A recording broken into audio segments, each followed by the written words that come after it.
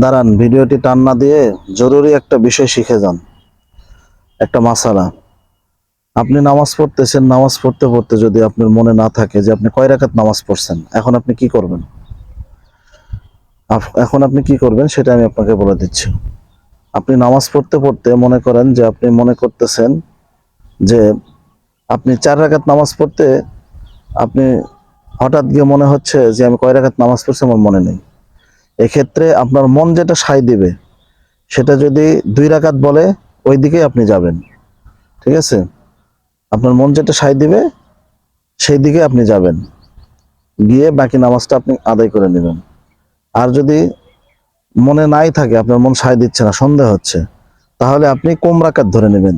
Suppose আপনি 4 রাকাতের নিয়ত করছেন, সেক্ষেত্রে আপনি 3 রাকাত মনে মনে ধরে নেবেন, নিয়ে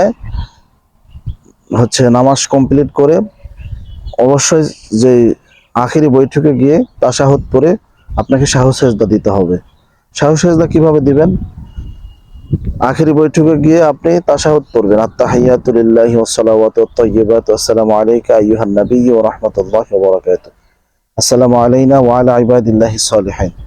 তাশাহুদটা কমপ্লিট করে ডান দিকে সালাম ফিরাবেন। এভাবে ডান দিকে সালাম ফিরে আবার 2টা সেজদা দিবেন।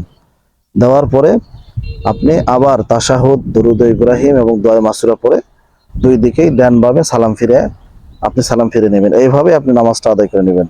এটা খুব জরুরি একটা বিষয়, আমরা অনেকেই জানি, অনেকেই জানি না।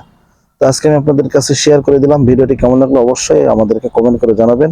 ফেসবুক থেকে দেখলে পেজটা ফলো করে দিবেন, ইউটিউব থেকে দেখলে চ্যানেলটা সাবস্ক্রাইব করে বেল বাটনটা অন করে দিবেন। ভালো থাকবেন। আসসালামু আলাইকুম।